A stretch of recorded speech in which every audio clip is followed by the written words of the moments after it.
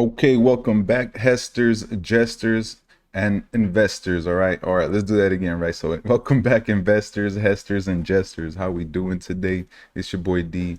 Welcome back to D's Daily DD. All right, so I do want to get into this video because we do have a lot to talk about today. You know, obviously, AMC had a nice green day, guys, but we already knew that was going to happen, right? I was telling you guys, you know, the past couple days, they're going to try to play, you know, Jedi mind tricks this week with the price, and they do this every single time right before earnings anyways, right?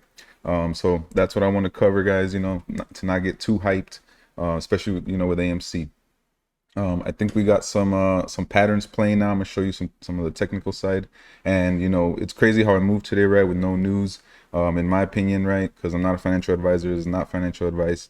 In my opinion, you know, it's the same thing they do every time. They run it up right before earnings, and then they're gonna probably attack us, right, on Thursday, because even in the past when AMC has released good news, the price goes down, right? So just remember that it's the algorithm, guys. It's out of our control right now. We're just along for this ride, all right? And another thing I'm gonna show you is just, you know, you either have to be in it or out of it, right? Like there's only two sides now because there's been enough time, there's been enough information out there. We know what's going on, right? We're pretty numb to the tricks and the things that, you know, they have done as far as like to attack the play, right? AMC and other stocks too that we've played as far as like retail investors. So yeah, guys, good news is I'm pretty happy. My portfolio was green. I made a little bit of money on a call that I picked up yesterday for AMC. You know, I just picked it up to just kind of treat it like a swing play. So I was able to make back some money that I had lost on Redbox, guys. So that's why you got to make moves, right? It's not over just because like you lose some money on one play. Like there's other ways to make it up, right? But my AMC shares, I don't touch them, right? I still got them. And then I'm also going to cover a little bit about GME, and then I'm also going to cover some Lucid information because Lucid actually has earnings tomorrow and AMC has earnings on Thursday. All right, guys. Yeah, so shout out to the new subscribers, guys. We keep growing the channel. We're moving along. I appreciate the support. You know, you can always unsubscribe later if you change your mind, but just do me, you know, a solid and hit that, you know, that like button, that subscribe button. We like to have a good time here while we learn about the stock market and what's going on, you know, and it's my goal is to bring education and entertainment if I can. All right, guys. So, yeah, let's do this. I think that's all I really got. Yeah, I'm gonna show you the whiteboard. So let's switch over. Alrighty, I got this screenshot. No, not the screenshot. Where are we at? All right, just pull it up right here. All right, so this is the way I look at it, right? As far as what's going on with the shares. Okay, this is may not be factual. We don't have proof that it is this way, but this is my opinion. This is my perspective, right? AMC has issued, right, 516 million shares. That's supposed to be the flow the AMC issued, right? When you break it down, 4 million apes times 129 million, or sorry, times if they're holding 129 shares apiece between those 4 million apes, that's the entire float. I've made videos in the past. I said I've got about 4 or 5 apes covered, all right? Other people have had a lot more apes covered. So the reason the price is so suppressed is because of all this that's going on, whatever you want to call them, right? So synthetics, shorts, Guatemalans, knockoffs, I got yous, fakes, replicas, whatever, copies, right? If I missed any, put it down in the comments. But credits, shams, the IOUs, right? So all these that are out here floating between the brokerages and whoever's holding, right? There's a bunch of different brokerages wherever these synthetics have been created and so on, the placeholders, that's what's keeping the price suppressed, right? If they were to clear all this right in the blue, the fakes and all that, and get back to what the float is supposed to be, then the price would increase, right? Because if it's supply and demand, they have created an unlimited amount of supply, and because of our demand, right, just to counteract it in order to keep this thing from, you know, going insane. So these are the ones that have to be bought back, and once they do that, that's what's going to take the price. And this is we all know the AMC graph, right, the chart. So this is what it looks like. That's what's going to bring the price, you know, to go insane. And in my opinion, we've been, you know, looking at the volume, and that's what is giving me the sign. All right, when you see 18 million volume in a day, when AMC normally does 40, 60, 80, over 100 million volume, then that to me means there's a liquidity crunch, right? And that means they're running out of firepower, right? Because they've just been trading the shares back and forth, back and forth. because even, you know, according to Adam, and we don't know what the pounce is, but you know, he has said in the past that retail owns about 90% of the float, right? But if you do the math, 4 million apes can cover the whole float with 129 million shares. So in my opinion, guys, there is billions, a couple billion of synthetics at least, right? Of IOUs, and then the shorts, right, that they have to cover on paper, which is almost 100 million shares. So that's the way I look at this. Hopefully this helps you understand if you don't really understand the deal, right? But once all these are cleared and you get those out of the way, right, then we see the real price of AMC, in my opinion. All right, so these are the hashtags I kind of use on Twitter, so I just put them on there for y'all. Let's break this down, all right? So like Adam Aaron, right? Remember, I keep getting asked when pounds. Know this. I always keep my word. I said publicly a pounce will not happen before second quarter 2022 earnings are announced. Press release issued today that Q2 earnings will be announced on Thursday, August 4th. So read between those lines. What is interesting, hey, the price has been going up since the first. We were at 1464, right? Right now we're at 16, we're touching 1683, we're touching 17 today. We already know, we've established that the break, you know, the pressure zone for the shorts is between $17 and $20. If we go above that, guys, that's when we start to see volatility come in, all right? So I wanted to point that out. But they're just playing mind games, all right? So don't get emotional in the play, right? It's the algorithm that's playing out, and look at this chart to you know, for proof. I'm telling you right here. I've had these lines drawn out. If you've been watching the videos in the past, these were my scenarios, all right? And I left them because it's just going in between them, actually, all right? But what I'm paying attention to today, and this was a video I did a couple of days ago, where the technical breakout zone is going to be over here at around $30 to $35, right? The first resistance, and you can see right here, we're crossing the 50 EMA, or let me see, is it the 50? The 100. So we got the 50 down low, we already crossed that, right? So we're up at the 100, and then the real resistance would be the 200, right? But the first, you know, point we have to cross, which we were already kissing today, is around 1750, right? If we can break that, then we need to get up to around $20. $20 to me is the true breakout, you know, where we can see volatility come in, and then the technical breakout would be around here, 30 to 35. And we saw that it got halted here for some reason, right? They never really explained why, right? But right now this is where we're at. All right, so volume is picking up a little bit, our size up a little bit. We still got room to run though. It's showing strength, and maybe, you know, shorts are just nervous, they're just sweating right now, right? And you start to see some of the smart ones, early ones, get out. But I've been saying we might run to around, you know, $19-20. It's gonna be hard to get past this, so it would take a big news catalyst, because say we don't cross this, right, we're just gonna come right back down, all right, in my opinion, and then we would have to wait and see when we can come retest this line again. But we need volume, we're getting it. If you move back towards the charts before, like I've shown you how it plays out, I mean, check this out. Again, I've been saying we're going to come down. It's just the pattern's extended, and when you get the breakout right here, it would send the, you know, that volatility signal, and we would start to see some volume come in. And again, down here, it's been trading in that channel. It was trading, it came back. Once it finally broke through at the end, you see the huge push, right? So again, it's just because it's bigger pricing, it's a bigger time frame, right? This is what I see happening, in my opinion. Anything can happen, nothing's guaranteed, but this is my educated guess, right? And I got you the three scenarios, right? So right now, this one's been the one that's kind of been playing out, the orange line, but again, it could start to come down, right? So that's what I'm looking at on the chart. I like where we're at though. We're showing strength, and all we need to do is you know, make a good move across 20. Let's see if we can get that, all right, in the next couple of days or the next week, all right? We have to really wait and see what the information is on Thursday. All right, guys, second, all right, let me just, I'm compare it a little bit to HKD. It's not the same thing, guys. HKD, you know, it's coming out that like it's 180 some percent, I think, owned by institutions, so not retail, all right? What I did is I drew out the extension, right? The Fibonacci extension, and look how well it's been following, right? And these are major moves. I mean, you're talking about a month ago, this stock was 14.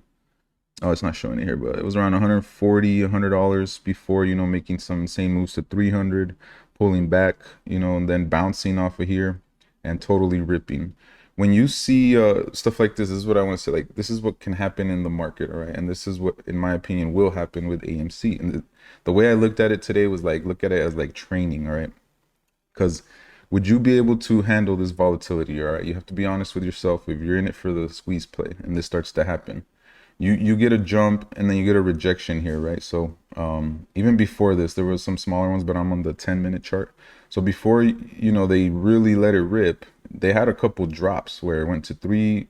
It actually went to like 400-500, I remember, and then it dropped back down to like 300, and then it got a big momentum push, went all the way to 900, back down to 700. All right, think of it. If this was, just hypothetically, if this was AMC, would you be fine holding through all this? All right, because there is going to come a point where it starts to come down. Now, of course, tomorrow it could do the same thing, right? You could just see kind of sideways trading before another move up, but they're always going to push it up and try to bring it down and then let it rip again, right? And nobody knows the top or the bottom, and you're along for the ride if you're along for the ride.